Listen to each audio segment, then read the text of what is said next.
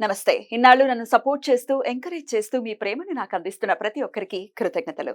అలాగే ఈ వీడియో కూడా ఖచ్చితంగా మీకు ఉపయోగపడుతుంది. లైక్, షేర్ అండ్ సబ్స్క్రైబ్ చేసి మీ సపోర్ట్‌ని నాకు అందించండి. అలాగే ఈ వీడియో పట్ల మీకున్న అభిప్రాయాన్ని కామెంట్ సెక్షన్‌లో కామెంట్ చేసి తెలియజేయండి. ఇప్పుడు వీడియోని చూద్దాం. నమస్తే. Welcome to our channel. నేను పద్మిని. ప్రస్తుతంతో పాటు ప్రముఖ ఆధ్యాత్మికవేత్త, వాస్తు జ్యోతిష పండితులు, న్యూమరాలజిస్ట్ తనిష్క గారు మనతో పాటు ఉన్నారు. మాట్లాడదాం. మేడం నమస్తే మేడం. నమస్తే అమ్మా. మేడం ఈ ఆదివారం 26వ తారీఖు సంకష్టహర చతుర్థి వస్తోంది. చవితి తిథిని చాలా చాలా విశేషంగా, అందులో బహుళ పక్షంలో వచ్చేటటువంటి చవితిని చాలా అద్భుతంగా జరుపుకుంటారు.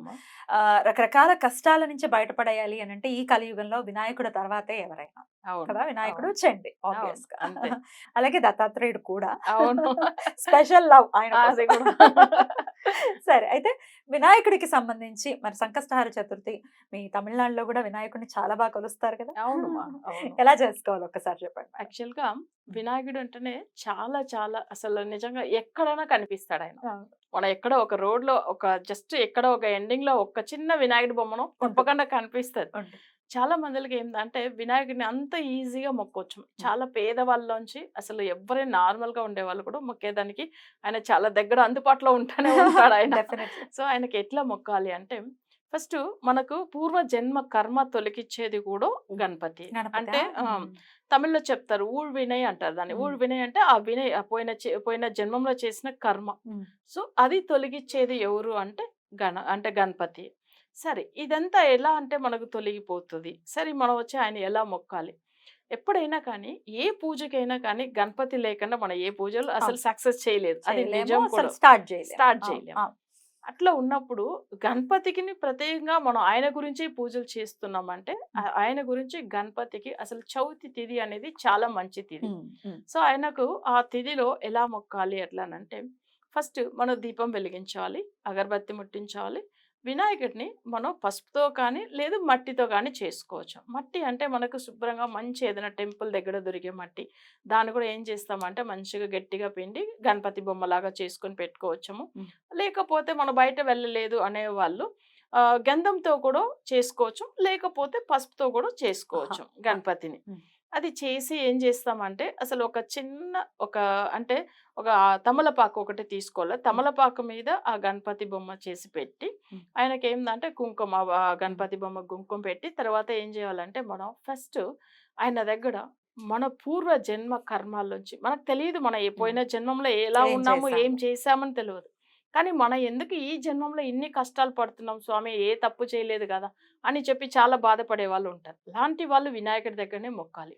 సో అలా మనం మనస్ఫూర్తిగా కోరుకుని ఫస్ట్ ఆయన గాయత్రి మంత్రం చదువుకుని, ఆయనకేందంటే గరికతో అర్చన చేయాలి. అంటే పువ్వులు ఎట్లా అర్చన చేస్తాం, దేవుడి పాదాల దగ్గర వేస్తామో అలానే గరికతో అర్చన చేసి, తర్వాత గరికతో ఒక చిన్న దండలాగా చేసి స్వామి వారికి వేయాలి.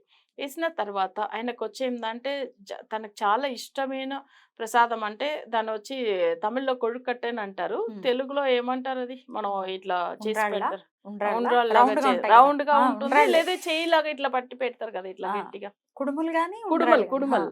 సో అది చేసి పెట్టవచ్చు ఆయనకి ఇష్టమైనది. తర్వాత మనం వచ్చి ఎప్పుడైనా కానీ గణపతిని మొక్కేటప్పుడు చేతులతో అసలు మన చేసిన తప్పు, మనకి తెలియకుండా చేసిన తప్పులు పూర్వ జన్మంలో కానీ ఈ జన్మంలో కానీ, సో అది ఏం చేస్తారు, చేతితో ఎలా కొట్టుకుంటారు తెలుసు కదా. సో అది ఎందుకు అలా కొట్టుకుంటారు అనే విషయం కూడా చెప్తాను నేను. జనరల్ గా ఏమైతుందంటే మన తెలియకుండా చేసిన తప్పుకు మనకి శిక్ష అనేది మనం అలా వేసుకోవడం. అది యాక్చువల్ గా గణపతి దగ్గర అలా, అది ఒక్కటి గణపతి దగ్గర వరకు అలా మొక్కుతారు, వేరే ఎక్కడా కానీ అలా అసలు మొక్కరు. అది ఎందుకంటే రావణాసురుడు అసలు శివలింగం తీసుకెళ్తాడు కదా, ఆయన తీసుకెళ్లేటప్పుడు ఏమైతుందంటే గణపతి దగ్గర అక్కడ ఆగిపోతుంది కదా, అసలు ఆత్మలింగం అక్కడ ఆగిపోతుంది. సో అప్పుడు ఏం చేస్తాడంటే గణపతిని అసలు కొట్టడానికి తిరిగి వెళ్తూ ఉన్నప్పుడు ఆయన పైన కొండ మీద వెళ్ళి కూర్చుంటాడు. సో అక్కడ వెళ్ళి కూర్చున్న గణపతిని కొట్టడమే చాలా తప్పు కదా.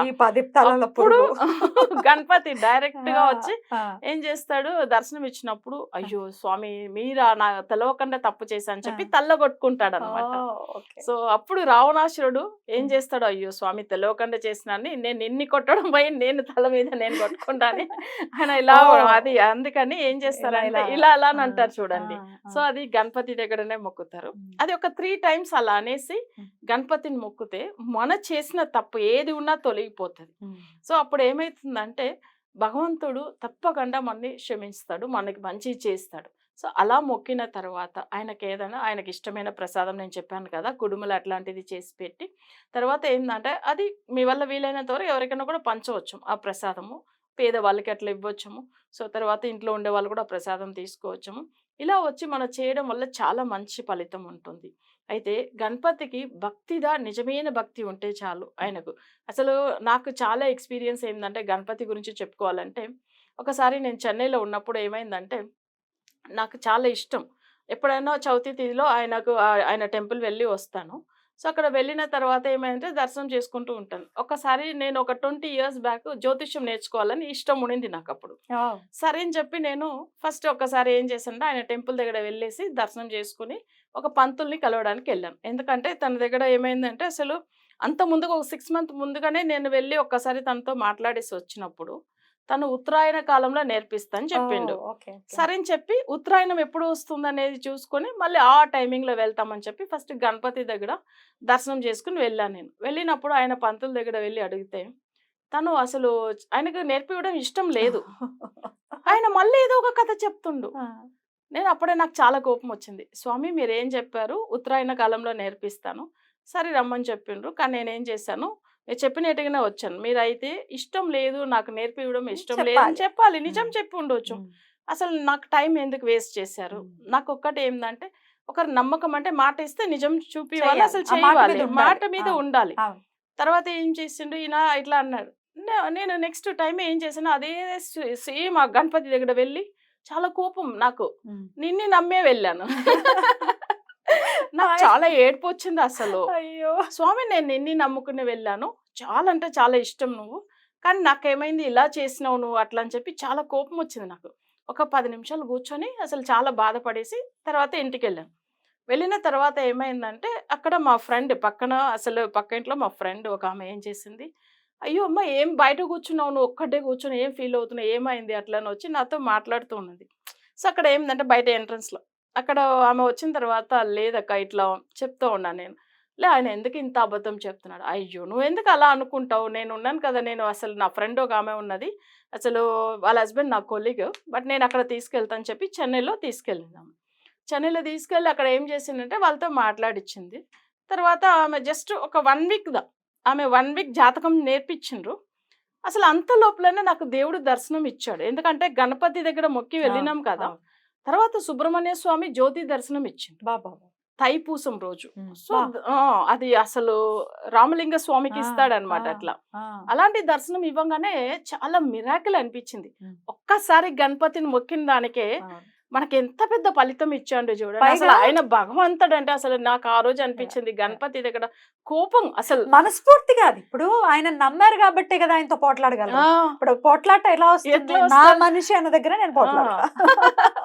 అలా మీరు పోట్లాడారు కాబట్టి ఆయనకు నచ్చింది. అంతే వెంటనే చేయించాను చూడండి. అది కూడా చూడండి ఆయన ఫస్ట్ క్లయింట్ గజలక్ష్మి. గజం నిజంగా అసలు నాకు ఫస్ట్ నేను మర్చిపోలేదు. అది కూడా ఫస్ట్ క్లయింట్. ఆ క్లయింట్ కి ఎంత మంచిగా చేశానంటే ఆమె లైఫ్ లో మంచి పొజిషన్ కి వచ్చారు. వాళ్ళ పాప అసలు స్టేట్ ఫస్ట్ వచ్చింది. అసలు అలా అంతా చేయించాను. ఫస్ట్ క్లయింటే చూడండి. బ్యూటిఫుల్. అసలు నిజంగా గణపతి అనుగ్రహం ఉంటే అలా ఉంటుంది. అసలు ఆయన మొక్కుతే చాలు మనస్ఫూర్తిగా. ఇప్పుడు మీరు ఇదంతా చెప్పడానికి గల కారణం మనస్ఫూర్తిగా. అవును అవును నువ్వు ఉన్నావు స్వామి అన్నట్టు. అవును. నేను ఈ సంకష్టహార చతుర్థి కూడా అంతే అంతే. అసలు నేను మొక్కిన గణపతి పేరు ఆనంద వినాయక. ఆనందం అంటే చాలా సంతోషం కదా. ఆయన అంత సంతోషంగా నమ్మకం. అసలు ఆయన ఒక్కసారి మనం నమ్మినామంటే నిజంగా మంచి చేస్తాడు.